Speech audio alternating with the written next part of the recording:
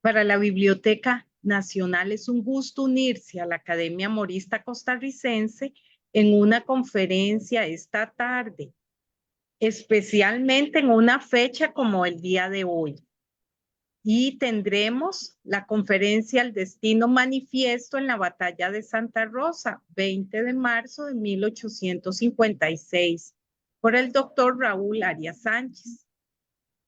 Los videos de estas conferencias son editados y se incorporan a las colecciones patrimoniales de esta institución y están disponibles a todo público. También constituyen un recurso muy valioso de apoyo a los programas educativos y para la ciudadanía en general. Agradecemos al conferencista, a la doctora Elizabeth Fonseca, presidenta de la Academia Morista, y a la doctora Ana María Botey Sobrado, coordinadora de la cátedra Juan Rafael Mora, a Esther Montero de la Biblioteca Nacional y a Daniel Bonilla de la Academia Morista, que apoyan la transmisión y logística de la actividad. Un especial agradecimiento a los miembros de la Academia y a todas aquellas personas que nos acompañan en vivo, así como a las que posteriormente vean el video de la actividad que va a permanecer tanto en el Facebook de la biblioteca como de la Academia. A continuación le doy la palabra a la doctora Ana María Botey. Muchas gracias. Muchísimas gracias, Laurita, a usted, a la Biblioteca Nacional, su personal, por permitirnos llegar a tantas personas, no solo en este momento, sino a través de los videos que, como usted muy bien explica, son de gran utilidad para los profesores de enseñanza media, para los maestros, para los ciudadanos costarricenses que quieren recobrar lo mejor de nuestra historia, porque estos son los capítulos más lindos de la historia costarricense, los que cimentaron la Costa Rica de hoy. Y por dicha tenemos en esta oportunidad al doctor Raúl Arias Sánchez, quien fue un destacado funcionario de la sección de patrimonio del Ministerio de Cultura y quien trabajó también en diversas universidades estatales y sobre todo es el autor de un libro que siempre recomendamos muchísimo, que se llama Los Soldados de la Campaña Nacional, donde vienen registrados cada uno de los personajes que estuvieron en esa campaña, por lo menos los que aparecen en los listados oficiales. Y ahí en ese libro podrán encontrar a sus tatarabuelos, a sus parientes, tal vez muy lejanos, pero a los que les debemos tantísimo para tener la Costa Rica que hoy tenemos. Bueno, y sin más preámbulo, le doy la oportunidad a Raúl de que nos brinde su magnífica charla que ha preparado con tanta dedicación para todos nosotros. Buenas tardes, pues a Laurita, a la doctora Ana María Botey y también a todo el público que nos acompaña el día de hoy. Realmente para mí es un verdadero honor, siempre lo he dicho, pues el que se me confíe pues un tema tan importante como es una parte fundamental de nuestra historia patria, la parte más importante de la historia patria como es la campaña de 1856-57. La campaña nacional es justamente el episodio histórico que marcó una diferencia entre, en muchos sentidos, entre la Costa Rica antes del 56 y después del 56. Costa Rica cambió muchísimo a partir de ahí, pero en 1856 Costa Rica se vio en una encrucijada en cuanto a su destino y su futuro. Costa Rica se vio amenazada por un poder muy fuerte que venía del exterior, que ahora lo vamos a ver, y ese poder pues amenazó toda la región centroamericana, pero Costa Rica fue el único y el primer país en un primer momento que entendió el problema y nuestro gran presidente, don Juan Rafael Mora, sin duda alguna, el mejor mandatario que hemos tenido en toda nuestra historia. Gracias a Dios es que lo tuvimos en ese momento crítico, porque de no haber sido la persona que fue, visionario, valiente, comprometido con su país, realmente Costa Rica hoy ya no sería la Costa Rica que tenemos. Seríamos una Costa Rica muy diferente en todo sentido. Habríamos perdido toda nuestra herencia ancestral, colonial. Hoy en día seríamos pues una Costa Rica dependiente como un estado de tercera categoría de un país poderoso y tendríamos unas condiciones totalmente distintas. Así que eso hay que entenderlo bien porque los costarricenses tendemos a olvidar la trascendencia de nuestra historia. Es decir, a decir verdad, casi no recordamos con certeza nuestra historia patria y la campaña 56 cada vez sufre más quebrantos, más omisiones por parte del sistema educativo debido a la ignorancia, digo yo, de las personas que están a cargo del ministerio y también no se le da el suficiente soporte a los docentes, a los profesores de estudios sociales que siguen repitiendo las mismas cosas, que mucho de eso no corresponde a la verdad histórica. Así que el día de hoy vamos a ver el capítulo para mí más importante de toda esa gesta que duró 14 meses de la campaña nacional, como fue la batalla de Santa Rosa, porque fue la primera. De haber perdido la batalla de Santa Rosa, no habría habido campaña nacional, los filibusteros se habrían adueñado del Guanacaste, habría habido, pues, y también de la zona norte, porque ya había otra columna filibustera entrando por el río Sarapiquí, de manera que se estaban cumpliendo los planes de William Walker y Costa Rica, de haber perdido la batalla de Santa Rosa, habríamos perdido no solo el Guanacaste y la zona norte, sino que como país habríamos sido expuestos a un proyecto gigantesco que estaba realizando los Estados Unidos en ese momento y es lo que permitió, pues el gane de esa batalla permitió que Costa Rica continuara con una guerra necesaria, absolutamente necesaria, que don Juan Rafael Mora no quería y que nadie quería, pero era necesario enfrentarla y fue una guerra exitosa, se ganó a punta de valor, a punta de capacidad militar y también de un gran patriotismo por parte de nuestros gobernantes, del presidente Mora y de quienes participaron y dieron su vida y arriesgaron sus vidas en esa guerra. Así que ese primer capítulo de la batalla de Santa Rosa lo vamos a ver bastante renovado, digo yo, en cuanto a lo que fue la charla que di el año pasado, porque he logrado investigar. Uno como investigador nunca deja de investigar. Los temas siempre los vuelve a revisar, yo por lo menos los vuelvo a revivir, trato de conseguir nueva documentación, fuentes primarias o secundarias que me permitan pues sustentar las nuevas teorías y la batalla de Santa Rosa tiene nuevos elementos que he logrado incorporar y que lo vamos a ver en el momento en que comenzamos la presentación. Si a ustedes les parece, voy a iniciar la presentación de una vez. Voy a como dicen los pilotos de un avión, voy a iniciar la maniobra de aproximación, ¿verdad? Para tratar de que veamos la presentación. Vamos a ver si ahí está. ¿Se ve la primera pantalla, sí? Ujú. Sí. Ahí sí, se Sí, ve. sí, perfectamente, Magnífico. Raúl, perfectamente. Muy bien. Voy a comenzar entonces. En cuanto al título original que yo había suministrado, decidí en último, hoy en día, hoy, el día de hoy, decidí agregarle algo que es lo que hace innovadora la charla de hoy. Y el título completo sería El Destino Manifiesto y el Círculo Dorado en la Batalla de Santa Rosa el 20 de marzo de 1856.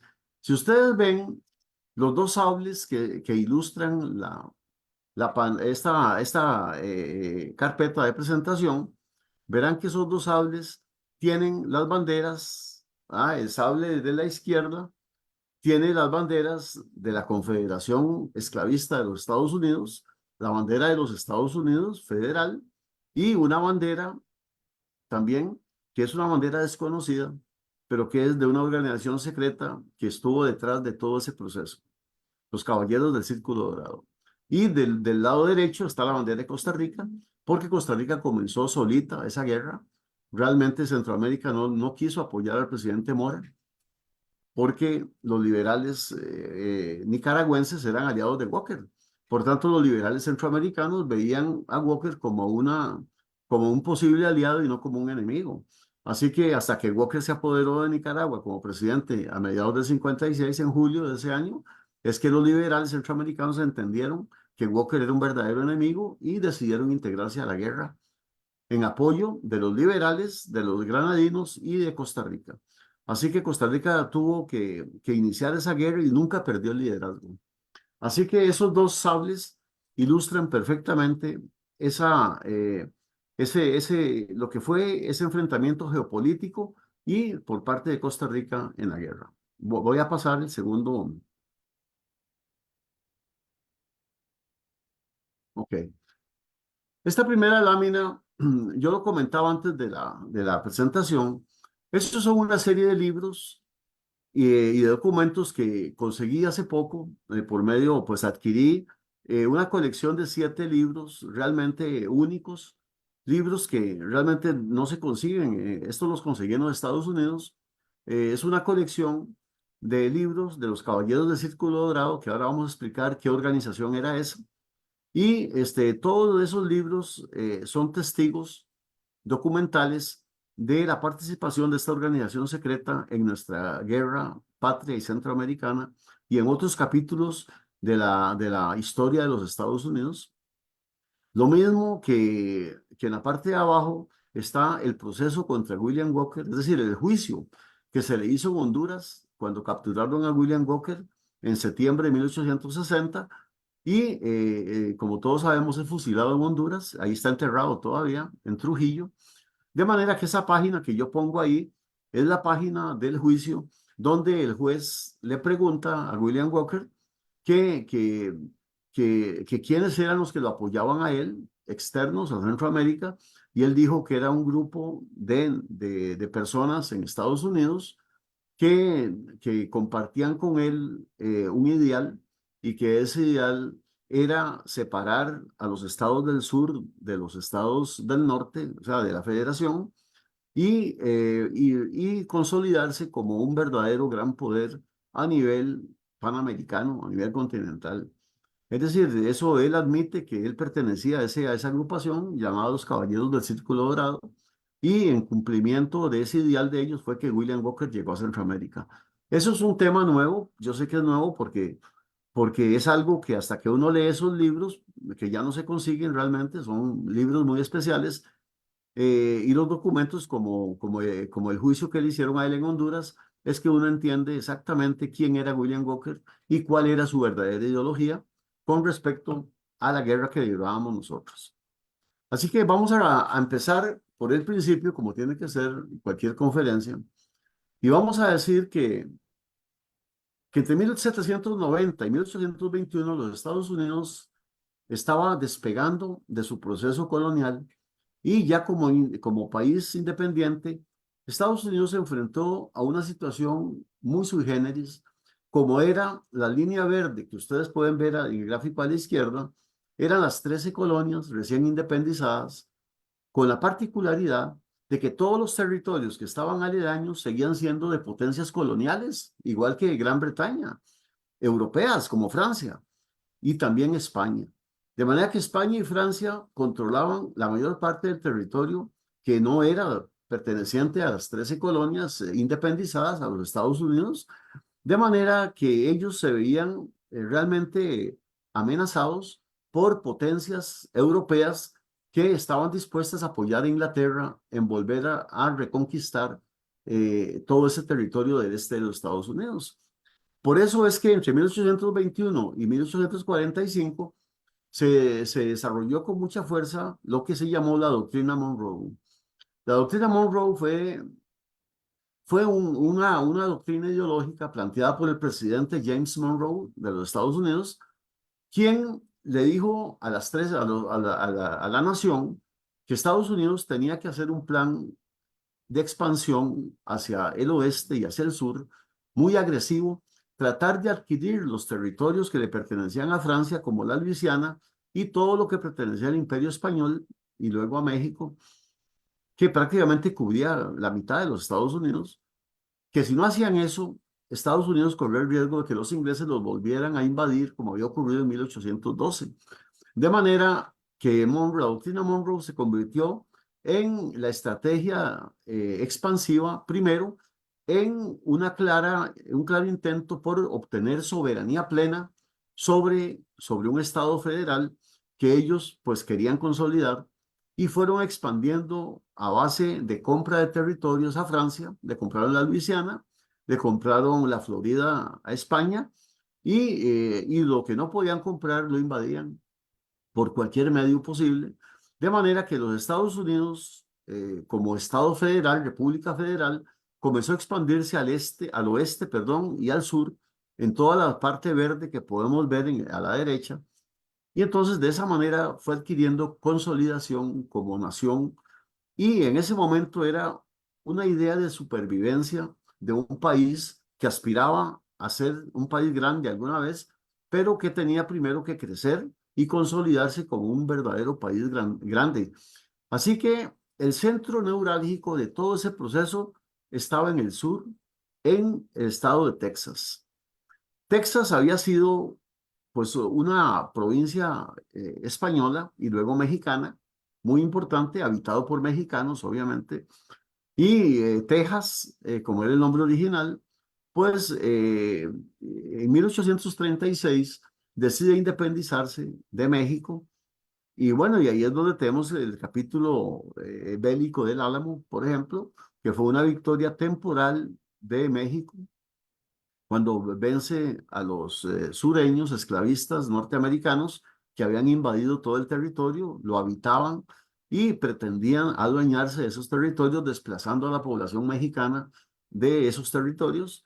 Y ahí es donde el general López de Santana pues trata de recuperar para México todo el territorio, pero luego las tropas de Sam Houston, de Samuel Houston, pues apoyadas por los estados sureños esclavistas, pues toma fuerza y vence a López de Santana y logra pues consolidar la independencia haciendo un acta, una constitución como Estado independiente que se llamó la Constitución de la Estrella Solitaria, constituyendo a Texas en una república independiente. Por eso es que tiene solo una sola estrella la bandera, porque el ideal de la Constitución de Texas era que Texas no formara parte de la Federación de Estados de los Estados Unidos, sino crear un sistema confederado. Es decir, que formara parte más adelante, en algún momento, de la confederación que ya se estaba formando, de la Liga de Estados del Sur, que pretendían ser confederados y no federales, y por tanto no querían nada con el gobierno de Washington, sino establecer un gobierno confederado en alguno de los estados del sur, posiblemente en Georgia. De manera entonces que Texas está en ese dilema entre la República Independiente de Texas y pertenecer a la Liga de Estados del Sur. Y ahí es donde surge varios grupos, sobre todo un grupo que era un grupo secreto que pretendía, sobre todo, que Texas no fuese una república independiente, sino unida a la Liga de Estados Sureños Esclavistas que ya se estaba formando y se le llamó Sociedad para los Derechos del Sur. Esa primera agrupación secreta, porque, porque tenían el problema de que justamente los estados federales pues estaban dispuestos a integrar a Texas a la Federación Norteamericana, de manera que todo lo que estaban haciendo por confederar Texas y unirlo a una organización que todavía no estaba del todo lista ni formada, como era la Liga del Sur, de estados esclavistas, pues corrían riesgo de que se diera una invasión por parte de tropas del norte y de esa manera era una organización secreta que, repito, se llamaba Sociedad para los Derechos del Sur. Hacia 1800, vamos a ver, hacia 1850, el panorama de los Estados Unidos es como lo estamos viendo ahí. La Federación de Estados cubrió todo el territorio de los Estados Unidos, tal y como lo conocemos, bajo la bandera federal, que es la que rige en los Estados Unidos, pero en el sur no reconocían eso. Todos los líderes esclavistas del sur querían una confederación con una bandera propia, confederada, con solo los estados del sur, de manera que ya desde 1845 hacia 1850, ya la idea de hacer una confederación, pues que es lo que está el punteado en celeste, es lo que privaba en la ideología de toda esa parte de los estados sureños que comenzaron a hacer una campaña para anexar territorios de cualquier manera, unidos al ideal sureño esclavista. En 1845, perdón, 1854, es que se crea la Orden de los Caballeros del Círculo Dorado, una organización secreta antifederal de Estados Unidos, con un ideal muy específico: crear un imperio sureño secreto panamericano, que ustedes lo pueden ver en el mapa verde, donde ellos pretendían anexar las islas del Caribe, sobre todo Cuba, que era, pues, era una colonia española, y luego, pues, tomar todo, unir a todos los estados del sur, unir México, unir Centroamérica, parte de Suramérica, según ellos, y, por supuesto, las islas del Caribe. Ese gran proyecto de Imperio del Sur, Imperio Sureño, pues era el sueño acariciado de la orden secreta de los Caballeros del Círculo Dorado, creados por dos hombres: el general Washington Lafayette Bigley y el general John Anthony Quitman. Estos dos señores crearon esa organización, que pueden ver la foto de algunos de los miembros ahí. Y para 1854 ya la lista que ustedes ven con letras en celeste es muy reveladora, porque ahí podemos ver gente como James Buchanan, que fue presidente de Estados Unidos, ¿verdad? Inclusive durante el periodo al final del proceso de la Guerra Centroamericana. También tenemos, por ejemplo, a Edwin Stanton. ¿Quién era Edwin Stanton? Stanton era nada menos, llegó a ser el ministro de guerra de Abraham Lincoln. Y Stanton fue el principal conspirador, aunque era ministro de Lincoln, fue el principal conspirador en el asesinato de Lincoln, porque él era parte justamente de los Caballeros del Círculo Dorado, que planificaron primero el secuestro de Abraham Lincoln, y como no lo podían lograr, entonces decidieron asesinarlo, porque Lincoln representaba el impedimento fundamental para que los estados del sur constituyeran una confederación de estados totalmente aparte de la federación. Lincoln tenía el poder de unir toda la Unión Americana, y por eso era necesario desaparecerlo. Ese fue un proyecto ideado por el Círculo Dorado, por Washington Bigley, por Anthony Quitman, y Edwin Stanton como ministro fue un traidor realmente a Lincoln, y él fue el que urdió todo el plan estratégico para asesinar al presidente. Entonces, estos señores fueron una organización muy poderosa, influyente totalmente en la política norteamericana de los estados sureños, que gobernaban Washington desde los tiempos de George Washington justamente, y entonces tenían una gran influencia. Vamos a ver, los Caballeros del Círculo Dorado intervinieron en la toma territorial de Texas, en la independencia de Texas de México, tuvieron que ver con la guerra México de Estados Unidos también, Estados Unidos contra México en el 46 al 48, ellos influyeron, ¿no?, en que Estados Unidos, en que el presidente de Estados Unidos declarara una guerra y le arrebatara casi 3 millones de kilómetros cuadrados a México, y luego firmaran la famosa paz, el contrato que se llamó el Tratado de Guadalupe Hidalgo, donde México perdió todos esos territorios a cambio de una ridícula suma que los Estados Unidos le pagó. De manera que ellos, los Caballeros del Círculo Dorado, estuvieron detrás de todo eso. También estuvieron en la guerra filibustera de Centroamérica entre el 55 y el 60, como lo vamos a ver, y la guerra de secesión, la guerra civil de Estados Unidos entre 1861 y el 65, que costó 600,000 vidas, esa guerra, pues ellos fueron los que urdieron políticamente y estratégicamente todo ese plan. Y lo mismo, como lo acabo de mencionar, fueron los que también diseñaron y aplicaron el complot de asesinato del presidente Abraham Lincoln. Así que era una organización que extrañamente, y a pesar de tanto poder, dentro de los historiadores norteamericanos siempre ha tenido conciencia de que ellos tuvieron esas participaciones. Sin embargo, hay historiadores latinoamericanos parece que no han tenido acceso a todas las fuentes de información documental. Y entonces algunos latinoamericanos historiadores y algunos costarricenses, pues se han dejado decir que realmente era una organización fantasma, una organización que nunca existió, que solo fue inventada después y que William Walker no podía tener relaciones con una organización como esa. No entiendo por qué no, ¿verdad? Pero hay un compañero nuestro de la Universidad de Costa Rica que tiene un artículo donde dice eso, que para él William Walker no podía estar aliado a una organización como esta, ¿verdad? No sé de dónde sacó la conclusión, pero yo sí puedo probar efectivamente que sí existió y tuvo esa participación directa en la historia de Estados Unidos y de Centroamérica.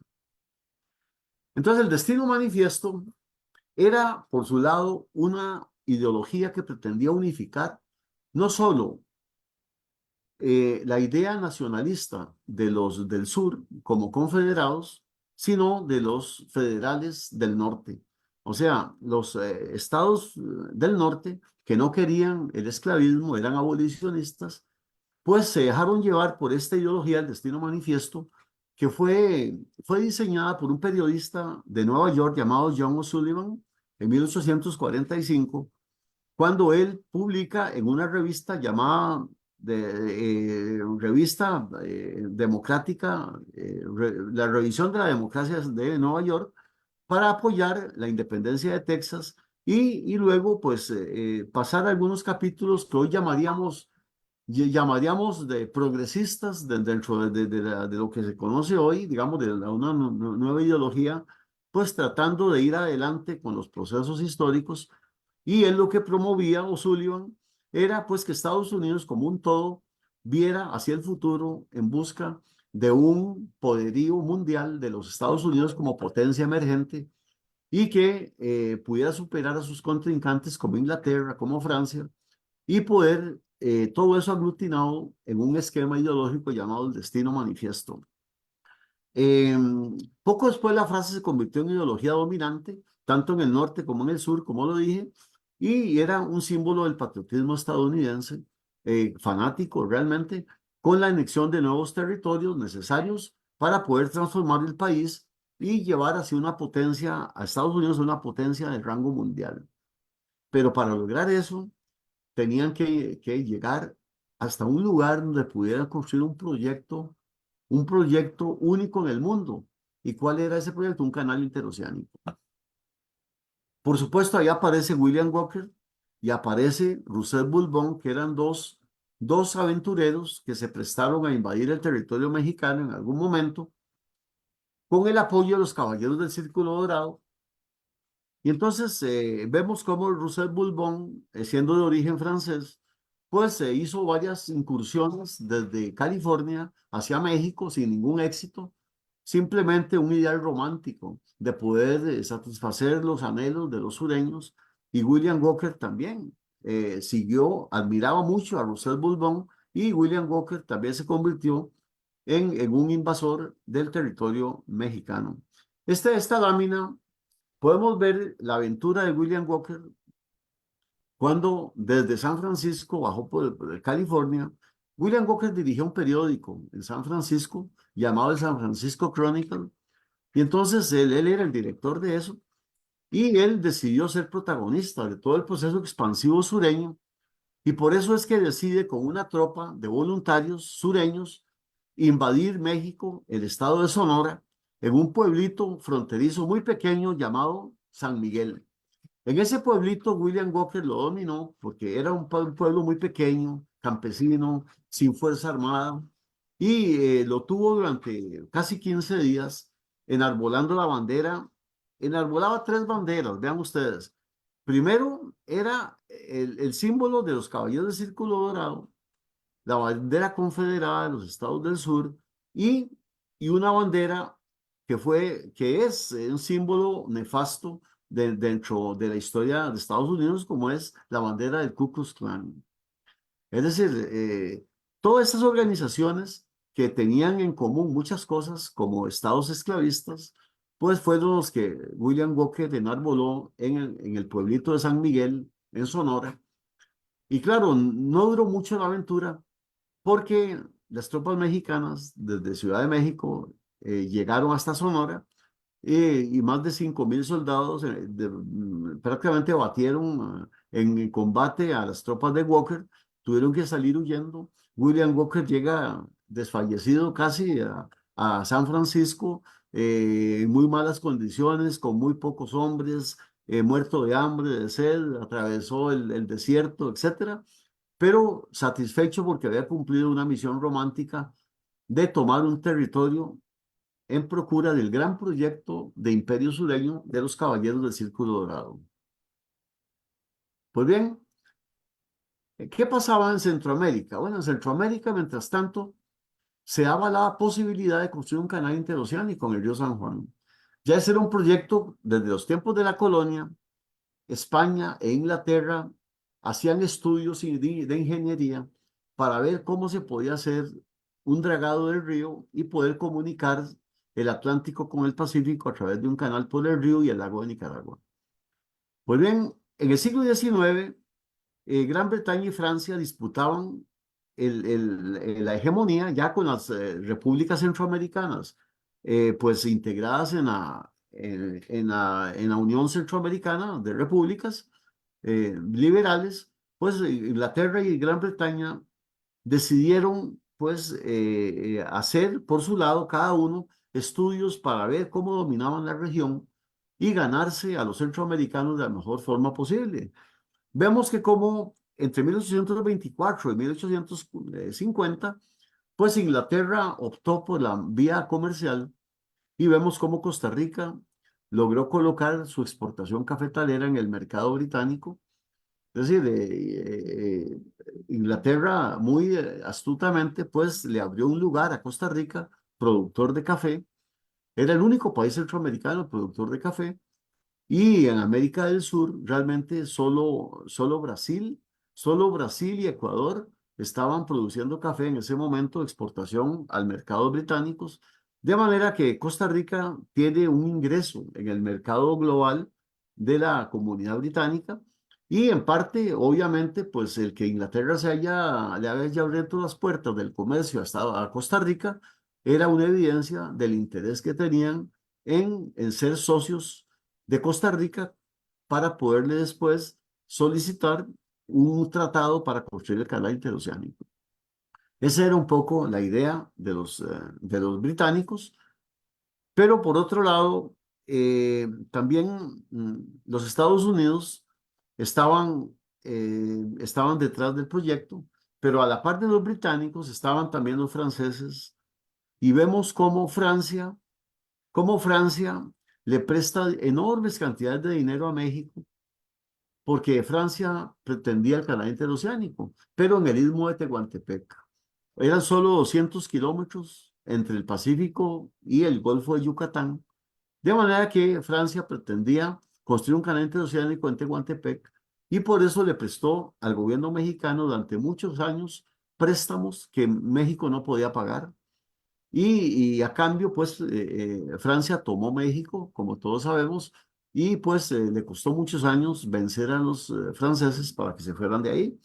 Pero todo giraba alrededor del canal interoceánico, que comenzó poco a poco a tener su foco de atención en el río San Juan, entre Nicaragua y Costa Rica.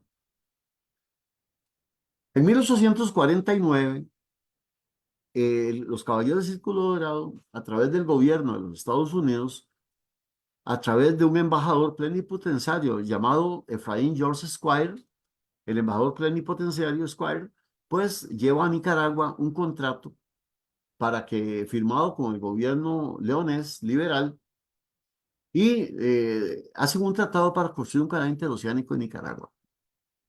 El problema era que ese canal interoceánico era un contrato entre Nicaragua y Estados Unidos. O sea, Costa Rica no estaba siendo contemplado. De hecho, quedó fuera del contrato, aunque el canal interoceánico de plano iba a ocupar territorio costarricense. Sin embargo, los leoneses decían que no, porque el río San Juan era todo de ellos y el Guanacaste también les pertenecía y las llanuras del norte. Entonces, según ellos, no tenían nada que negociar con Costa Rica. Y Efraín Squire creía esa versión y de hecho nunca avaló a Costa Rica en eso. De manera que ese contrato se hace en 1849. Esa fue la primera señal de alarma de que Costa Rica tenía que hacer algo porque ya había un proyecto de un canal donde íbamos a perder la tercera parte de nuestro territorio. Mientras tanto, en 1853, en los Estados Unidos, en Washington, el presidente sureño, Franklin Pierce, decide convocar a James Buchanan, en ese momento embajador en Londres, y después presidente de Estados Unidos y miembro del Círculo Dorado, y Jefferson Davis, miembro del Círculo Dorado, también está en la lista que yo les mostré hace un rato, y además era el líder de la Confederación Sureña. Y entonces deciden poner en práctica, ya a nivel de gobierno de los Estados Unidos, el plan secreto del famoso imperio sureño que había establecido el Caballero Círculo Dorado desde muchos años antes. Ellos le llamaron Plan Federación Caribe. Entonces, como ustedes ven, todo lo que es gris, Centroamérica, Cuba, todo el Caribe y Centroamérica, iba a formar parte de ese imperio, pero ya no regentado por los Caballeros del Círculo Dorado nada más, sino como un proyecto secreto del propio gobierno de los Estados Unidos, gobierno sureño. Así que ese plan se articuló en 1853. En 1855, perdón, 1850, derivado de la contrata o del contrato de Estados Unidos-Nicaragua el 27 de agosto de 1849, el gobierno de Estados Unidos le concedió el dragado del río San Juan a Cornelius Vanderbilt. Cornelius Vanderbilt era posiblemente el hombre más rico de los Estados Unidos. Él no era sureño, no compartía los ideales de esclavitud. Él era neoyorquino, era un yanqui, como le decían los del sur, y él era un hombre muy poderoso. Era el magnate de los ferrocarriles en los Estados Unidos. Había llevado ferrocarril a todo el oeste, estaba en ese proceso, y también era el magnate del acero. El acero sustituía a la madera y gracias al acero de Vanderbilt se construían edificios de 7 pisos, 8 pisos y ya no solo de 2 pisos o 3, lo más. De manera que Estados Unidos en el norte estaba cambiando totalmente, pero Vanderbilt era un hombre de negocios. Entonces él aceptó el contrato del presidente Zachary Taylor para, como presidente de Estados Unidos, para poder dragar el río San Juan y ahí pues comenzar el proceso de construcción del canal interoceánico, repito, en 1850. Ese es, lo que ustedes están viendo ahí, es el modelo de lo que iba a ser el canal interoceánico. El canal interoceánico iba a tener 40 kilómetros al sur dentro del territorio costarricense y cerca de 40, un poco menos de kilómetros dentro del istmo de Rivas. Iba a cubrir el lago de Nicaragua, por supuesto todas la margen derecha e izquierda del río San Juan, porque en esos 40 kilómetros adentro de Costa Rica y cerca de 20 en lo más angosto y 40 en lo más ancho de Nicaragua, se tenían que construir las instalaciones del canal.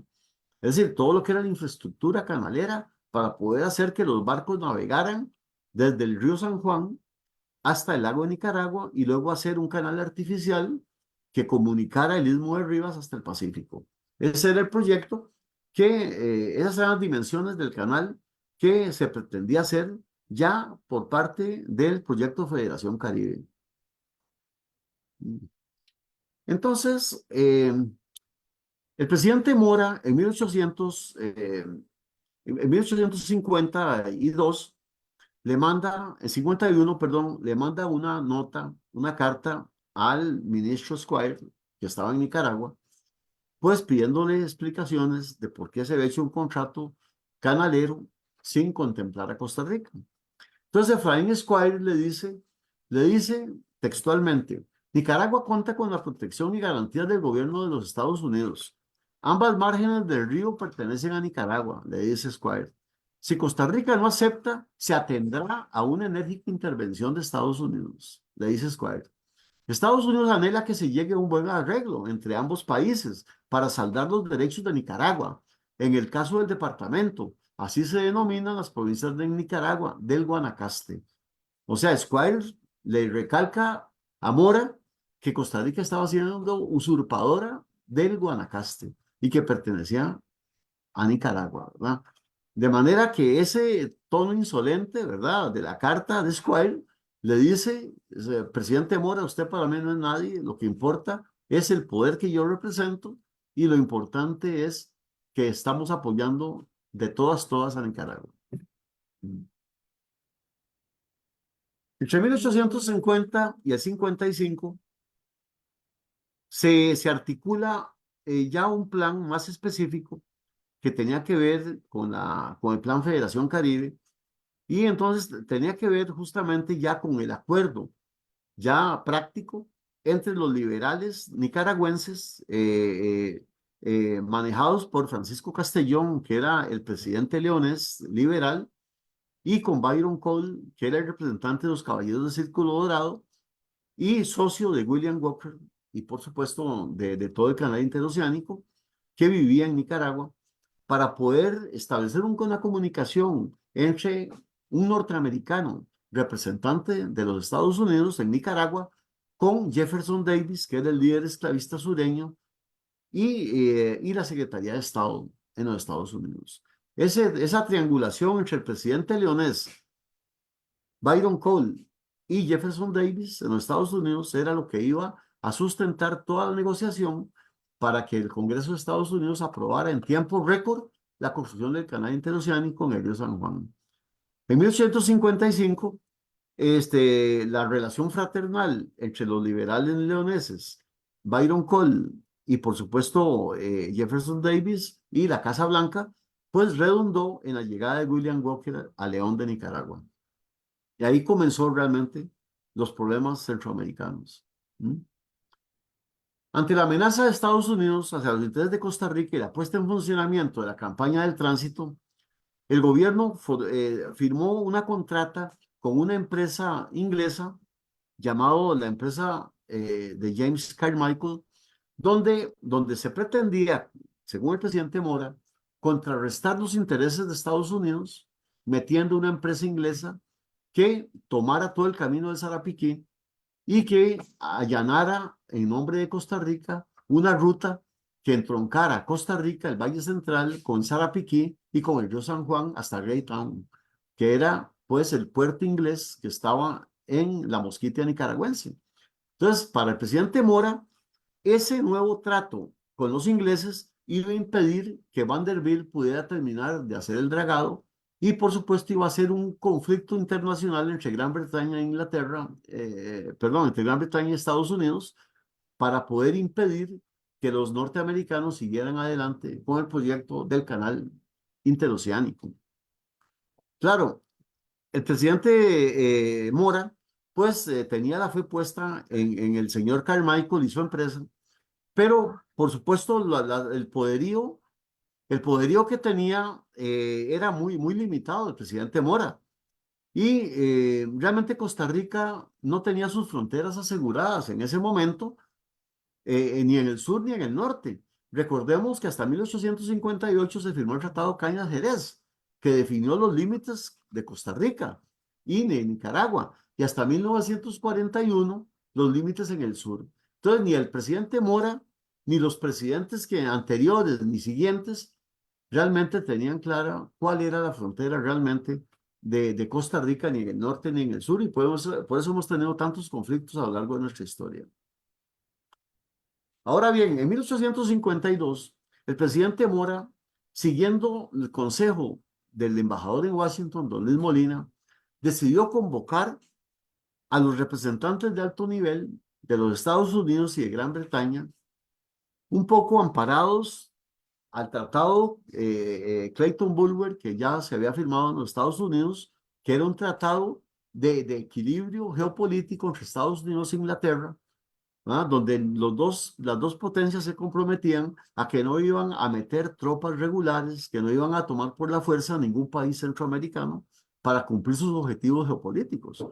De manera que en 1850 el Tratado Clayton-Bulwer pues asienta las bases de lo que el presidente Mora consideraba muy urgente y en 1852 convoca a través de su embajador en Washington, repito, y Edward Wallenstein, el embajador costarricense en Londres, a los representantes de las dos potencias para negociar en San José los derechos de Costa Rica sobre la zona norte. O sea, consolidar la posesión de las llanuras del norte, del Guanacaste, y los derechos también que tenía de salida y entrada por la desembocadura del río San Juan. Claro, Mora creía que Gran Bretaña lo iba a respaldar totalmente como socios comerciales que éramos y se iba a hacer una fuerza opositora importante para contener el tratado que se había firmado de Estados Unidos y Nicaragua. Por eso es que Mora comisiona a Manuel María Gutiérrez para que haga el himno nacional, porque para el presidente Mora, tener un himno nacional, y Nicaragua no tenía himno, nunca tuvo nada de eso, Nicaragua, símbolos patrios, de manera que Costa Rica con un himno nacional iba a estar a la altura de los británicos y también de los Estados Unidos, aunque los Estados Unidos tampoco tenían himno oficial. Estados Unidos tuvo el himno oficial hasta 1896, con los Juegos Olímpicos de Atenas, pero en esta época Estados Unidos utilizaba una canción, una pieza musical, instrumental, que era casi desde la colonia existía, y lo utilizaban como himno, pero no era el himno oficial de Estados Unidos. Así que como todos sabemos, esa famosa reunión entre los diplomáticos de Inglaterra, Estados Unidos y de Costa Rica, al fin no terminó en nada, porque los británicos no se atrevieron a ponerle el cascabel al gato y realmente no le dieron el respaldo al presidente Mora que él esperaba, y cada quien se fue para su casa sin haber definido absolutamente nada, y la única ganancia fue que tuvimos el himno nacional nuestro, ¿verdad? En ese momento. William Walker llega a Nicaragua en 1855. Durante 6 meses lucha del lado de los liberales leoneses y le gana la guerra a los conservadores granadinos del sur. Y a través de una serie de batallas, en 6 meses, William Walker logra controlar Nicaragua. Cuando controla Nicaragua, en febrero del 56, William Walker decide crear ese mapa que ustedes ven ahí. Ese mapa William Walker lo hace, y vean ustedes cómo define la frontera de Nicaragua de una vez, de acuerdo a lo que les interesaba con el canal interoceánico. Y entonces, para él, todas las llanuras del norte de Costa Rica y todo el Guanacaste pertenecían a Nicaragua. Eso era lo que manejaba Nicaragua y lo que Estados Unidos avalaba. De manera que ese mapa es el mapa fehaciente de que William Walker, pues realmente en lo personal debe haberle interesado un pepino si Nicaragua era propiedad colonial de ellos o no. Lo que interesaba es que ese era el territorio estratégico para construir el canal interoceánico que a la organización que él representaba le interesaba. Ese mapa, el mapa del gobierno de Nicaragua, fue hecho por el general William Walker, eso dice ahí, pues es un mapa muy revelador respecto del proyecto que William Walker quería tener. En ese momento, febrero del 56, el presidente Mora pone en marcha las famosas proclamas en contra del filibusterismo en Nicaragua, le declara la guerra al filibusterismo y pone en acción a su ejército. Un ejército que tenía 4 años de formarse ya, desde mucho antes del conflicto. El presidente Mora era un hombre absolutamente visionario, era un hombre que sentía en su conciencia que cuando él llegó al poder en 1849, él se dio cuenta de que Costa Rica tenía un ejército muy malo. O sea, nunca habíamos tenido una guerra. O sea, la misma independencia nuestra fue un proceso de 3 años, del 21 al 23, pero solo una batalla de Ochomogo pequeña entre hermanos, de manera que nunca tuvimos necesidad de un ejército poderoso, y las pocas armas que habían estaban deterioradas ya en 1852, 53, y el presidente Mora comisionó a su hermano, al general, que era militar de carrera, José Joaquín Mora, y al general Cañas, para que hicieran un informe del estado del ejército, y el informe fue fulminante. Costa Rica no tiene capacidad militar para enfrentar a nadie. Decía, nuestros soldados no tienen capacidad de defensa ni de ofensiva. Eran soldados que muchos no sabían disparar, nunca habían tenido un arma en las manos, de manera que eran policías de pueblo, ¿verdad? Que cuidaban delincuencia, si es que había, pero no cumplían funciones militares. Solamente habían 3 cuarteles donde ellos dormían, se les pagaba, a muchos de ellos, a otros no, pero no tenían capacidad militar.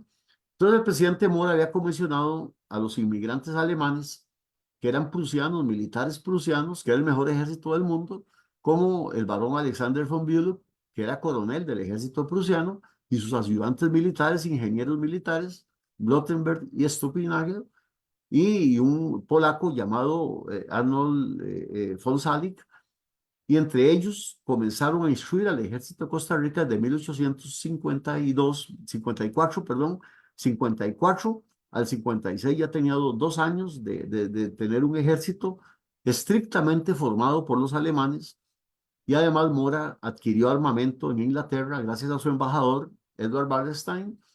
Inglaterra accedió a venderle 2.500 fusiles de última tecnología, llamados fusiles Enfield 53 Minié de avancarga, o sea, usaban una bala Minié que era cónica, tenían un poder de alcance efectivo de 400 metros, con una ánima rayada helicoidal, es decir, con un cañón que tenía unas estrías que daban prácticamente una precisión enorme a los rifles, de manera que eran armas que el ejército británico peleaba sus guerras con esas armas.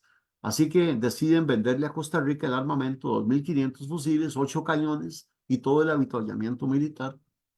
Todo eso le costó a Costa Rica la tercera parte de su presupuesto nacional, pero Mora lo pagó. Y realmente el ejército en 1856, cuando Mora hace las proclamas en contra del filibusterismo, sabía qué tenía en las manos y sabía que iba a responder con un ejército que podía salir adelante, y los mismos prusianos iban en el ejército con él, así que daban la garantía de que estaban bien formados los soldados. Esos son, como ustedes pueden ver, los uniformes que usaban los soldados costarricenses en ese momento, los oficiales de azul, y los soldados usaban un uniforme caqui, ¿verdad? Con un cruzado de cuero. De un lado llevaba el portabayoneta, ¿verdad? Que es la bayoneta que le quitaban al fusil, y del otro lado era las municiones que llevaban para el fusil, ¿verdad? Los soldados rasos no usaban revólver. El revólver solo lo usaban los oficiales, de manera que usaban sable. ¿Mm? Si ustedes se fijan, si ustedes se fijan en mi pared, aquí atrás, ustedes pueden ver un sable y un fusil. Hay un sable y un fusil ahí, en mi pared. Es un Enfield 53 de esa misma gesta del 56, y el sable. Esas armas me las regaló un viejito de 94 años en una conferencia que yo di. Llegó a darme las gracias porque yo metí en mi libro de los soldados al antepasado de él, que había sido capitán del ejército, y me dio las gracias por haberlo convertido en un héroe y poderlo sacar a la luz pública.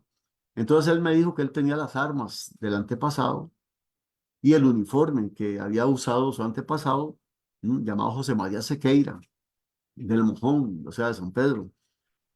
Y bueno, el uniforme, pues lo tuvieron durante muchos años la familia, pero que ya no estaba, pero que él se acordaba bien del uniforme, y las armas sí las tenía, y que a él le daba miedo que ya pronto a morir, 94 años, que esas armas, su familia, sus nietos, las botaran o las regalaran a alguien cualquiera, y decidió regalármelas a mí.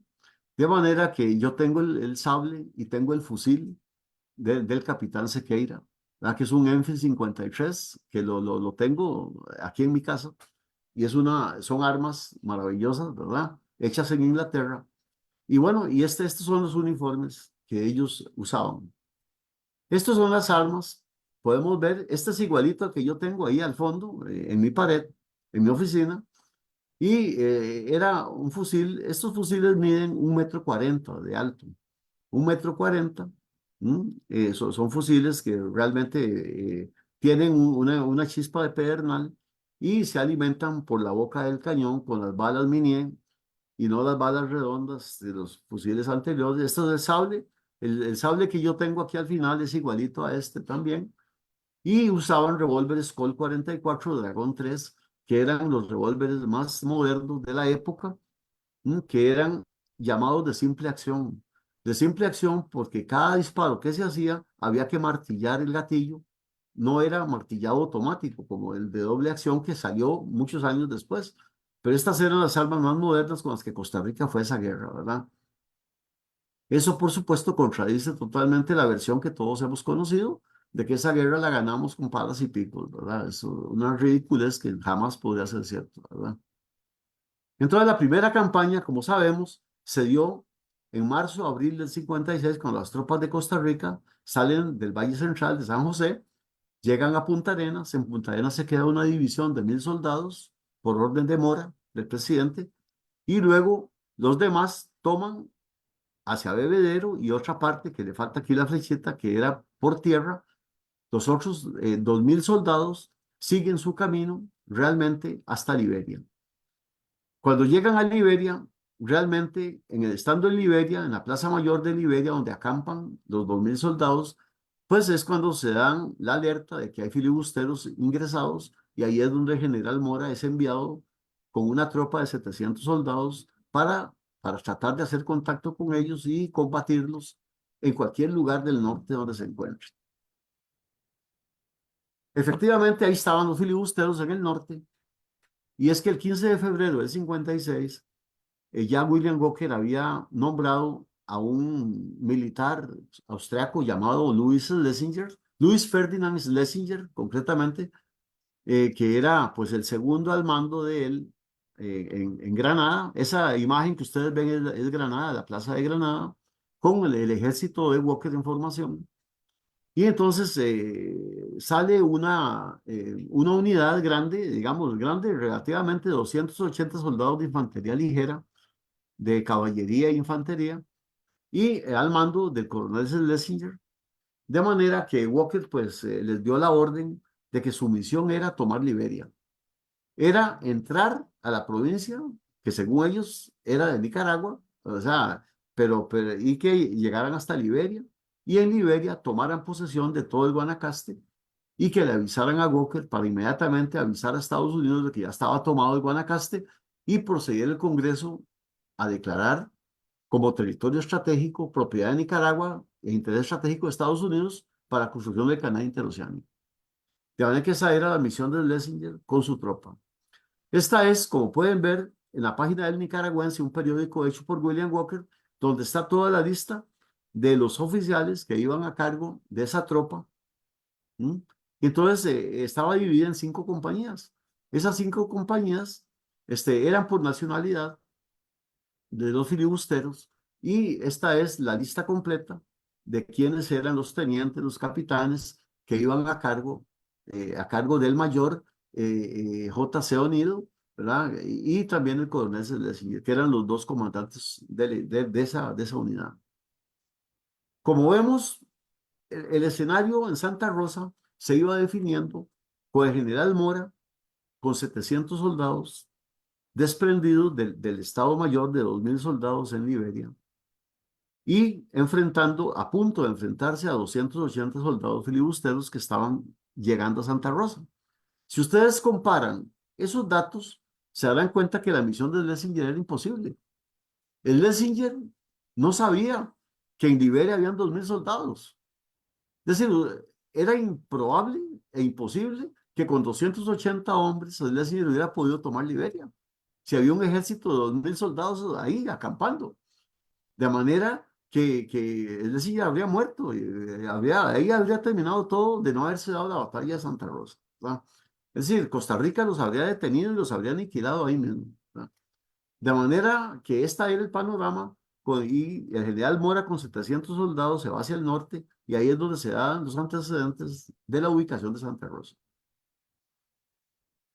Esta es la batalla de Santa Rosa. Este esquema yo lo hice, ¿verdad? Los dibujos y todo, con el planteamiento de la batalla. Y vemos cómo las tropas, las líneas rojas son el plan estratégico del general Mora, que era justamente un plan estratégico de pinzas. El plan de pinzas es muy famoso en las academias militares de todo el mundo. Todos los militares lo conocen porque es una estrategia muy antigua y muy efectiva. Se trata de encerrar al enemigo por los costados y por el frente, asfixiarlo por los costados y hacerle distraer con un frente común, de manera que los filibusteros, en este caso, no pudieran huir y que fueran encerrados por las tropas de Costa Rica y así, pues, capturarlos vivos. Como pueden ver todos, la casona estaba abierta, tenía una pequeña empalizada, pero no es como hoy en día, que está cerrada totalmente, sino que la parte de atrás estaba abierta en su costado. Y entonces el plan estratégico de General Mora y el Cerro La Piñuela, que es en este punto, que hoy en día ya no se puede ver porque está lleno de maleza, de monte, de bosque seco, pues hizo que él mandara a colocar 2 cañones aquí en la parte más baja y una tropa de 200 soldados con el coronel Salazar, ¿verdad? Se desplegó por cerca de los corrales de piedra y la misión era llegar hasta la Chacona, que es la calle que termina en la casona, mientras que por el otro lado, iba justamente una columna de 200 soldados también del capitán José María Gutiérrez, tratando de subir por el Monte Santa Rosa, yéndose por los árboles, llegando por la parte de atrás, y su misión no era entrar a la casona, era cerrar la pinza aquí, junto con Salazar, y poder prensar a los filibusteros acá. Solo que cuando José María Gutiérrez y sus soldados iban por aquí, muy cerca, escucharon donde empezó la batalla, escucharon los disparos. Y entonces su adrenalina los venció y Gutiérrez decidió dar orden y bajaron el cerro Santa Rosa, y salieron por detrás de la casona y entraron a la casona con él adelante. Y entonces los filibusteros que estaban adentro responden, lo matan a él, ¿verdad? Y no se cumple el objetivo de cerrar la pinza. En realidad, el capitán Gutiérrez, de haber vivido, habría enfrentado un juicio militar porque incumplió las órdenes. Las órdenes de él no era atacar a los filibusteros, era cerrar la pinza acá e impedir que huyeran. Pero lo que él hizo al cometer ese grave error estratégico posibilitó que Lessinger y O'Neill, viendo que tenía una fuerza superior de 500 soldados que estaban desplegados costarricenses, entonces mandaron 50 o 60 filibusteros rasos, los mandaron a la zona de los corrales y aquí, en las afueras de la casona, para que combatieran a los costarricenses, mientras que ellos, los oficiales y todos los que pudieran coger su caballo que estaba cerca, huyeran. Entonces Lessinger logra huir con O'Neill y todos los jefes filibusteros, huyen por el espacio que el capitán Gutiérrez dejó libre al precipitarse y entrar a la casona. Grave error, ¿verdad? Porque realmente tal vez la batalla hubiera durado más, pero se hubieran capturado vivos a todos, ¿verdad? Por lo menos a toda la oficialía. Sin embargo, vemos cómo no se capturó a nadie, a ningún filibustero con rango militar importante. Todos los muertos y capturados eran soldados rasos. Y además eran 50 o 60 contra 500, ¿verdad? Por eso la batalla duró 14 minutos. Porque la superioridad militar, la capacidad de fuego, la capacidad, inclusive el patriotismo de los costarricenses que estaban luchando por su patria, o sea, les dio toda esa energía enorme para saltarse los corrales, viendo a sus compañeros morir, porque los filibusteros les disparaban desde los corrales y aún así nadie echó para atrás. Todos siguieron para adelante, saltaron los corrales que tienen una altura como la mía, como 1,80 m. No es fácil brincarse esas tapias. Si alguno va a Santa Rosa, traten de saltar esa tapia y verán lo difícil que es, porque son muy altas. Sin embargo, los soldados la saltaron por el nivel de adrenalina y ya una vez dentro de los corrales, combatieron cuerpo a cuerpo con los filibusteros y los costarricenses atacaron a la bayoneta, ¿verdad? Y los oficiales con los sables. Y entonces todos los filibusteros murieron aquí, víctimas de la bayoneta y de los sables. El general Mora hace en su informe relatos muy interesantes de los héroes que participaron ahí, ¿m? Como el capitán Ortiz, Joaquín Ortiz, que con su sable mata a 3 filibusteros armados de pistola que estaban, o sea, cerca de él, y los logró batir con su sable. Eso, me imagino que un sable le gane la carrera a revólveres. Eso habla de un manejo del esgrima muy bueno. O sea, este hombre sabía manejar la espada, ¿verdad? Perfectamente bien, y mató a los 3 filibusteros y él salió ileso. ¿Mm? De manera que todos los demás oficiales actuaron igual, tenían revólver, pero tenían el sable, y los soldados de a pie lo hacían con la bayoneta y así cruzaban de lado a lado a los filibusteros, que por supuesto no hallaban qué hacer. Algunos trataron de rendirse, pero ya los mataban siempre. De manera bueno, la batalla se ganó, fue violenta, pero muy corta, y Costa Rica demostró que tenía un ejército de primera línea, sin duda. Esa fue la batalla, ¿verdad? Costa Rica, en la batalla, los resultados fueron los siguientes, ¿no? Costa Rica tuvo 19 muertos, tuvo 32 heridos. Eh, por supuesto, ningún costarricense fue capturado, ¿verdad? Por supuesto ninguno escapó, o sea, ninguno salió huyendo. Por parte de los filibusteros hubo 26 muertos contabilizados después de la batalla, 0 heridos, 19 capturados que andaban deambulando, perdidos por el monte, fueron capturados y recordemos que 18 de ellos fueron fusilados después en Liberia, 4 días después, fueron fusilados en Liberia, después de un consejo de guerra. Solo uno de ellos fue perdonado por el presidente Mora, un señor, un muchacho muy joven de 20 años de edad, llamado Philip Tuhi, porque él se le hincó al presidente Mora y le dijo que él no era combatiente, que era un periodista, que era un reportero del Delta Chronicle, que era un periódico de Nueva Orleans, y que él solo era un reportero, y que él no tenía armas. Y entonces Mora le cree, le paga, o sea, da orden de que lo lleven a Punta Arenas y en un barco cualquiera lo pongan hasta los Estados Unidos y él se va. Y este muchacho Tuji llega a los Estados Unidos y comienza a dar declaraciones a los periódicos. Yo tengo por ahí periódicos donde él dice que él estuvo a punto de morir a manos de un cruel hombre que era Mora, y las manos llenas de sangre de Mora, que sin compasión mató a sus amigos y que él se escapó por la mínima, ¿verdad? Y bueno, y dice un montón de barbaridades de Costa Rica y de Mora.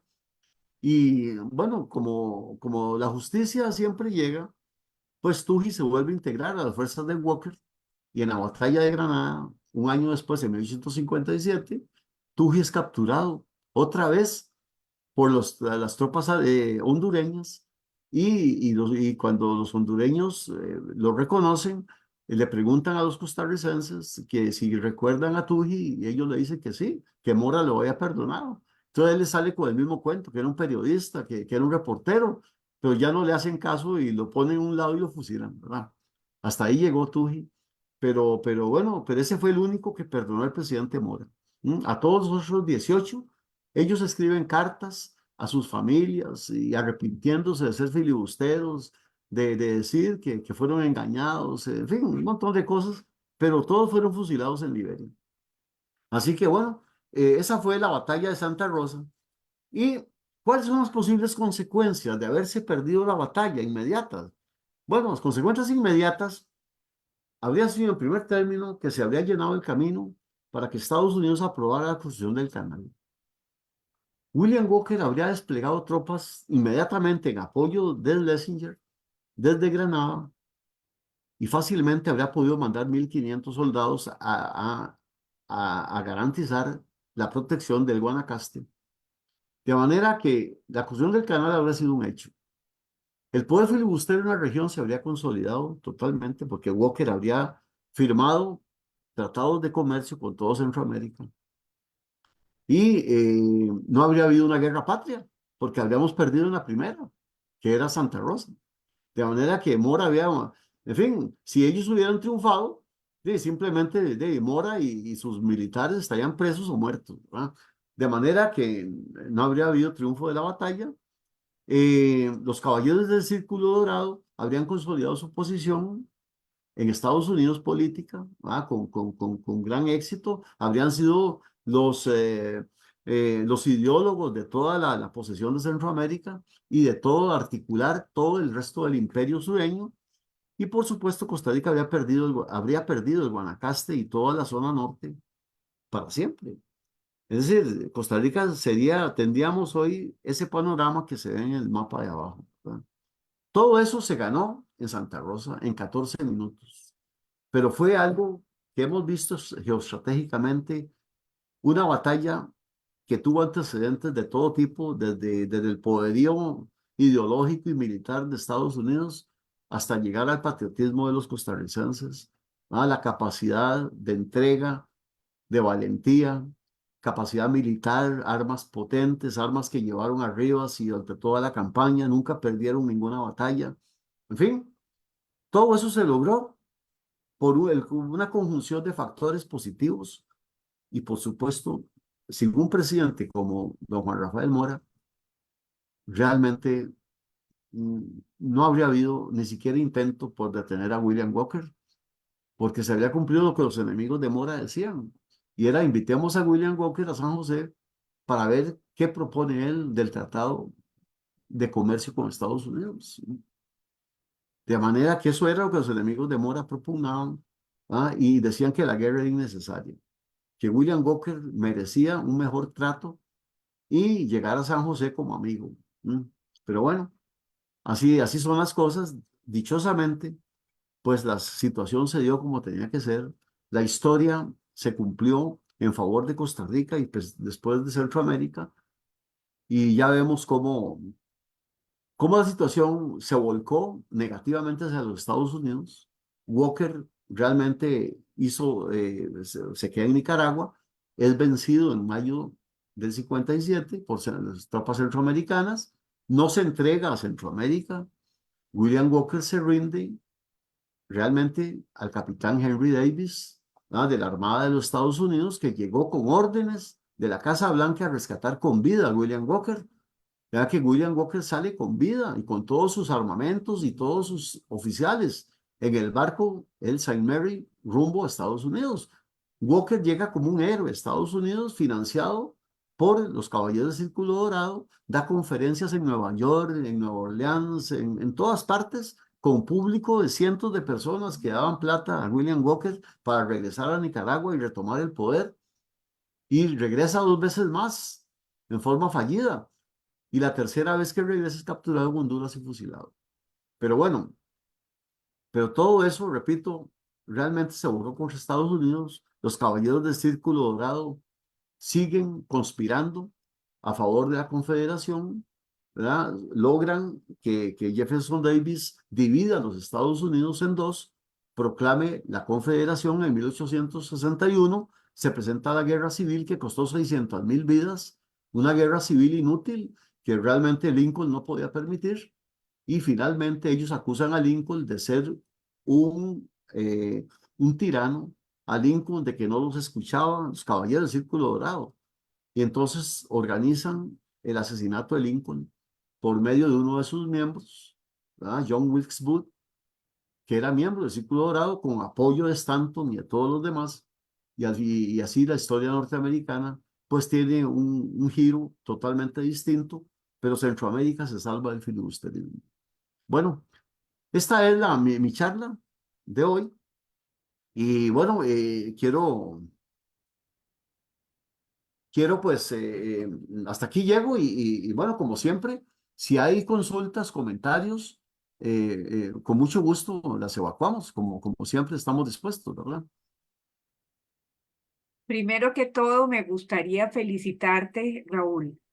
Presentaste muchísimo material nuevo y mucho material didáctico que ojalá esta charla pueda ser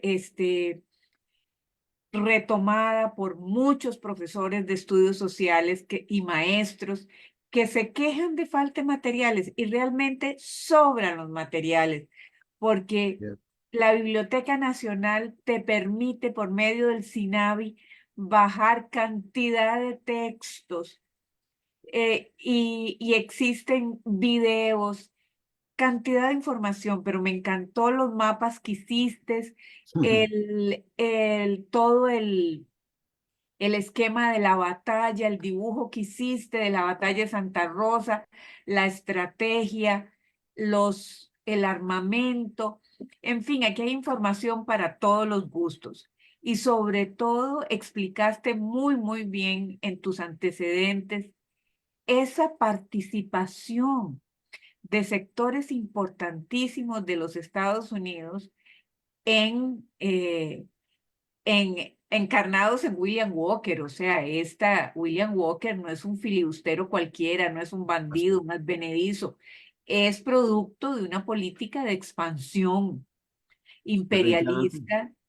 Y yo te comprendo, hay colegas que han negado, colegas historiadores que han negado que los Estados Unidos estuviera apoyando a Walker, pero toda Sí, la documentación que has mostrado lo revela.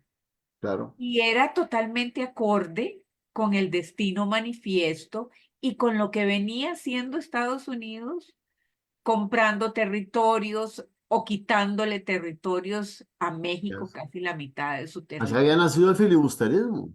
O sea, el Por filibusterismo supuesto. nació en Texas cuando los sureños toman Texas, desplazan a los mexicanos, se apoderan del territorio y ya ahí se empieza a agrupar el término filibustero, ¿verdad? Que es el que Walker adquiere porque era la bandera justamente y la identificación de esas fuerzas irregulares que eran capaces de tomar todo, ¿verdad? Lo que se les antojara, lo que eso significa freebooter, ¿verdad? Que es filibustero en inglés, un poco, ¿verdad? Los que van a la libre, ¿verdad? Eso es un poco lo que significa.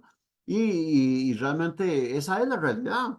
No podemos negarla. La gran ventaja, digamos, de los investigadores que insistimos en estos temas es que cada vez aparecen evidencias nuevas, ¿verdad? Que involucran más protagonistas que fueron partícipes de todos y que estaban íntimamente ligados con el poder político en los Estados Unidos, ¿verdad? De eso no hay ninguna duda. De manera que los Caballeros del Círculo Dorado eso es un grupo pues nefasto que llegaron a extremos increíbles, ¿verdad? Impensables, pero todo era por el poder, por consolidar el poder político y convertir a Estados Unidos en una potencia hegemónica en el mundo, con un canal interoceánico que tenía que estar en Centroamérica. Y bueno, al final lo lograron, pero en Panamá, en 1914, ¿verdad? Pero ya era otro contexto totalmente diferente. Ujú. Sí, eso es sumamente interesante. Y recuerdo muy bien las palabras de don Rafael Obregón en sus clases cuando decía que qué grande era don Juanito Mora, que cada vez que él estudiaba más a don Juanito, llegaba a la conclusión de que había sido realmente un patriota y un hombre como pocos, porque fue en Centroamérica el único que avisoró ese peligro tan grande. Así es. Y eso, solo eso le da, eh, le da potestad para ser catalogado como un gran héroe y un personaje fundamental en la vida republicana de Costa Rica. Claro. Y lastimosamente, también hay sectores, incluidos de historiadores, confundidos con la figura de Mora. Sí, eso es verdad. Pero Mora, cuando uno analiza la obra de Juan Rafael Mora, la campaña nacional sin duda fue el punto más relevante de su grandeza como hombre y como gobernante. Pero toda la obra de como presidente fue extraordinaria. Fue extraordinaria de todos los campos que él abarcó, políticas públicas, infraestructura, electrificación, desde toda la parte de los candelabros de aceite, se trajeron de Inglaterra, los pusieron en todas las esquinas, los faroles de aceite. El Hospital San Juan de Dios lo construyó él. En 1853 le dio órdenes al ingeniero alemán Franz Kurse para que comenzara a construir el terreno que no se había podido comprar desde el 1845. Y él ordenó comprarlo como fuera y se le compró al propietario y Kurse comenzó a diseñar el hospital y fue inaugurado cuando vinieron las tropas de la batalla de Rivas en 1856. El hospital San Juan de Dios, a los primeros pacientes que recibió fueron a los soldados heridos, enfermos del cólera y a 200 filibusteros que venían con el ejército, ¿verdad? De manera que todo eso, de no ser por la visión del presidente Mora, ¿qué habría pasado? ¿En cuál hospital no se lo habían metido? No había hospital. De manera que Mora, no cabe duda, por eso lo dije al principio, yo estoy convencido y bueno, y todos los que lo hemos estudiado a profundidad sabemos que fue el mejor gobernante que Costa Rica ha tenido en toda su historia, ¿verdad? Y posiblemente no habrá otro igual, ¿verdad? Posiblemente, ¿no? Esperemos que ojalá hubiera otro mejor, ¿verdad? Laurita, no sé si han llegado preguntas, qué dice Esther, o comentarios que le podemos pasar a Raúl. Ujú. Hay muchas felicitaciones Muchas gracias. y vamos, muchas felicitaciones. Vamos a ver aquí. eh, Hay una que dice, don Ricardo Chavarría le pregunta que si el fusible viene marcado o señas que pertenecen al ejército de Costa Rica, si tiene un número de serie. El fusil. Ujú. Y esa es una de las preguntas. Después la otra es que le pongamos en el chat el correo para contactar a don Raúl, que se lo podemos escribir aquí en el chat Mi correo, para claro. el correo, sí, para ¿Cómo que no? quede ahí. Y después la otra pregunta que dice es, ¿qué significa para Costa Rica los juicios que le hicieron a Walker después de ser capturado por el Commodore Holding y no recibir el castigo? Quiere decir que el Círculo Holding. Dorado tenía miembros en las cortes y que si Claro, por eso salió Walker libre.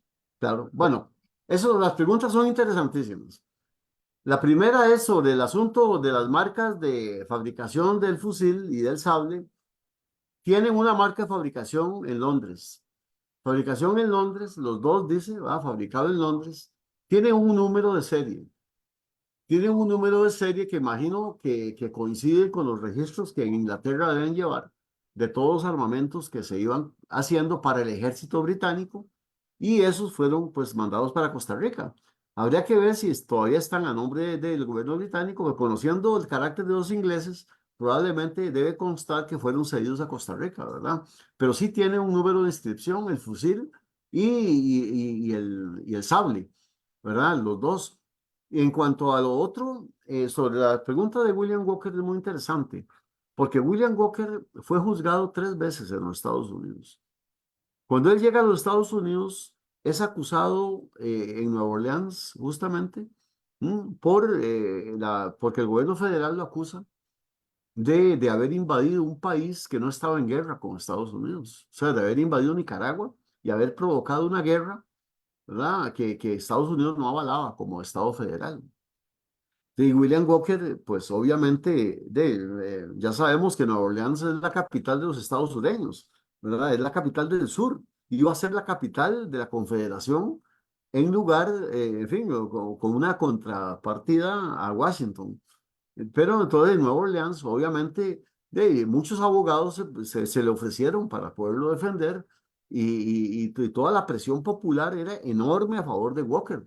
De manera que pues el jurado decreta pues que es inocente, ¿verdad? Que no, que realmente no hay causas para poderlo juzgar, para poderlo condenar y que las cosas se dieron pues por situaciones totalmente ajenas a William Walker, dice Gale, ¿verdad?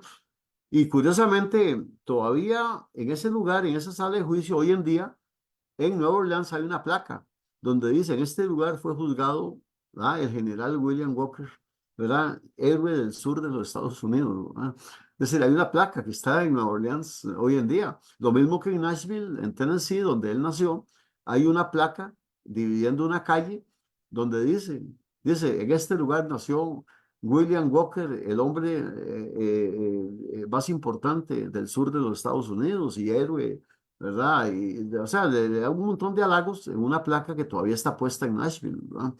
De manera que William Walker tuvo 3 juicios. Lo juzgaron en Nueva York también, lo juzgaron en Washington. Justamente el Comodoro Baldwin lo persiguió en la segunda vez que él fue a Nicaragua. William Walker logra escabullirse de Nueva York en un barco para ir con algunos filibusteros hasta Nicaragua nuevamente. Y el Comodoro Baldwin, que era un representante del sistema legal, del sistema federal, lo persigue en un barco y llega a Greytown, a San Juan del Norte, en Nicaragua, y lo apresan. llega despuesito que William Walker cuando estaba desembarcando armas y todo eso, y Paulding lo pone, les pone esposas y le dice, considérese prisionero del sistema federal de Estados Unidos, y se lo lleva preso para los Estados Unidos y allá es juzgado por las cortes. Y ocurre que en los Estados Unidos, pues hay como 20 abogados que lo defienden también, ¿verdad? Que son sureños, convencidos del destino manifiesto y de la misión mesiánica de William Walker. Y entonces nuevamente lo absuelven, ¿verdad? El jurado, como en los Estados Unidos no son los jueces los que toman la decisión, son los jurados, ¿verdad? Y el jurado es un conjunto de personas recogidas dentro de la población, de manera que todos pensaban igual. Así que pues, William Walker era un héroe, de manera que lo absuelven y no hay manera de que lo juzguen. Y la tercera vez es cuando ya se viene solo en un barco, nadie lo persigue, porque el comandante Paulwin es destituido, ¿verdad? Es decir, le quitan el rango y lo mandan a la casa. Y William Walker llega con un grupo de filibusteros a Trujillo, en Honduras, ataca a Trujillo en la madrugada, ¿verdad? Asalta el cuartel, se roba las armas, rompe el banco, se roba toda la plata, asesina a un montón de soldados que estaban cuidando, se da la fuga caminando por la playa y es capturado por un barco inglés que lo andaba, que no lo estaba persiguiendo, solo estaba patrullando la costa y el barco inglés lo detecta en la playa con todos los hombres y lo agarran prisionero y entonces pues el capitán del barco le dice, ¿usted es William Walker? Y le dice, sí, yo soy William Walker. Y entonces le dice, considérese prisionero porque vengo, justamente las autoridades hondureñas lo están persiguiendo a usted en este momento y yo lo voy a entregar. Entonces Walker le dijo, mire, yo le voy a ordenar le dice, que me suelte, me lleve para los Estados Unidos porque estoy en territorio neutral. Dice, este barco no es Honduras. Dice, y estoy en territorio neutral. Entonces el capitán Erskine le dice, mire, señor Walker, dice, usted está equivocado. Dice, realmente toda la jurisdicción territorial y marítima es de Honduras. Dice, nosotros colaboramos con los hondureños en el patrullaje de toda esta zona. Así que está usted en Honduras. Y entonces inmediatamente el barco se va para Trujillo y ahí lo entregan al coronel Álvarez, que era el comandante de plaza, y ahí ya lo entregan con todos los filibusteros y le hacen el juicio que yo lo tengo, bueno, todo el juicio completo, yo se los mostré, donde lo interrogan y Walker dice cosas increíbles, ¿verdad? De su viaje, quién lo patrocinó, qué fue lo que hizo, porque le encuentran unos símbolos masónicos a él, y los símbolos masónicos eran los del Círculo de Caballeros del Círculo Dorado, que algunos de ellos habían sido masones, de logias masónicas, y se comportaba como una logia, realmente secreta. Y William Walker tenía los símbolos de esa organización y el juez le dice, estos símbolos pertenecen a una logia masónica. Y le dice él, no es masónica, pero está conformada de igual forma y son mis amigos y mis financistas, ¿verdad?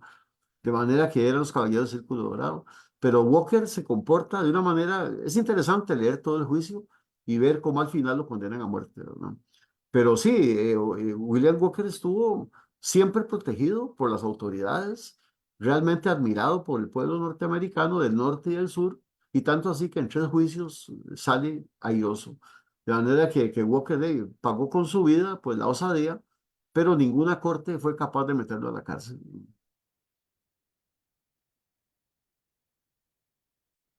¿Hay alguna otra pregunta, Laurita?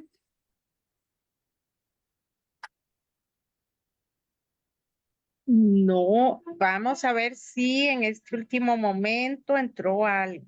O Daniel, vos, Daniel de la Academia Morista, ¿algún comentario? No sé. Creo que ha sido exhaustiva la charla, muy, muy exhaustiva y podemos poner en el chat el correo de Raúl Claro, para que cualquier consulta se la puedan hacer directamente. me encantaría recibir todos los comentarios. Oh, me No, encantaría ya no hay recibir más comentarios. preguntas y más felicitaciones, es lo que hay a don Raúl. Bueno, les agradezco mucho. Realmente yo imparto conferencias todo el año, en muchos lugares. Bueno, ahora tengo un acuerdo con el Club Unión de San José, abiertas al público, una por mes. O sea, de aquí a noviembre voy a dar una serie de charlas de historia patria, ¿verdad? Bueno, la próxima es en abril, justamente con la batalla de Rivas, pero voy a hacer una charla que va a tener dos protagonistas fundamentales y son justamente figuras reales, pero que se convirtieron en mitos históricos, como es Pancha Carrasco y Juan Santamaría, ¿verdad? Sí, quiénes fueron realmente y qué hicieron de verdad. Los dos coinciden, el mito los ubica a la misma hora y en el mismo lugar, en la batalla de Rivas, ¿verdad? Es decir, los dos supuestamente hicieron un acto heroico único, ¿ah? En el mismo momento y en el mismo lugar. Eso es lo que vamos a analizar en la charla, que todavía parece que no hemos definido el día concreto, pero es un tema apasionante porque recordemos que la historia en todas partes del mundo, la historia patria, tiene mitos y tiene leyendas. Todos los países del mundo manejan mitos y manejan leyendas, héroes, algunos reales y a otros les agregan cosas que nunca hicieron, ¿verdad? Pero todos los países manejan su patriotismo, no solo en la esfera histórica, sino también en la parte legendaria y por supuesto se llegan a crear mitos históricos que todo en conjunto es la historia patria de casi todos los países del mundo, ¿verdad? Y de Costa Rica no es la excepción, ¿no? Bueno, Raúl, sería, la gente interesada puede buscar en las redes del Club Unión Ah, por supuesto, esas conferencias que así son es. muy, muy interesantes. Ya yo asistí a una y la Sí, claro. recomiendo muchísimo. Sí, llega mucha gente también, es Llega eso. mucha gente y son Sí, muy lindas y queda en el puro centro de San José, así es. con Y además facilidad para les que dan todas las vinito, les personas. dan vinito y bocadillos. Así que Bueno, es un plus, ¿verdad? muchas gracias, Raúl. Con Sí, mucho gusto. Laurita, si querés, damos por terminada la Claro. actividad. Le Así es, les agradecemos agradezco. muchísimo a Laura y a todo el equipo de la biblioteca, a Daniel Bodenilla de la Academia Morista, a vos personalmente por esta charla tan valiosa que hoy nos diste. No, gracias a vos por haberme invitado y pues a Laura y por supuesto al público que tuvo la paciencia de escucharme todo este rato, ¿verdad? Y estamos a la orden. Realmente a mí me encanta contestar los correos, las preguntas, las consultas, porque todo eso cumple un objetivo que he tenido desde hace 25 años y es rescatar la memoria histórica del pueblo costarricense y vos también estás en esa lucha, Laurita también, la Academia Morista está involucrada en la misma trinchera, estamos en la misma lucha, de manera que para mí participar de todo lo que pueda contribuye a un mismo objetivo, ¿verdad? Y creo que entre más sepamos, el pueblo educado y culto en materia histórica es un pueblo que sabe quién es, hacia dónde va, ¿verdad? Y tiene mejores elementos de criterio de su cultura e identidad. Así que en esa lucha estamos, ¿verdad? Pues Y muchísimas muchas gracias, un gracias a abrazo. don Raúl y me uno a las felicitaciones por esta excelente conferencia. Muchas gracias y estamos a la orden. Ustedes saben que siempre estoy disponible, ¿verdad? Bueno, muchas gracias también a Esther Montero, nuestra compañera, y a Claro. Daniel que nos han Yo le doy las apoyado. gracias a Esther también, claro, por la ayuda que me dio temprano, ¿verdad? Sí, claro. Bueno, muchas gracias, Muchas buenas gracias y tardes. muy buenas tardes a todos.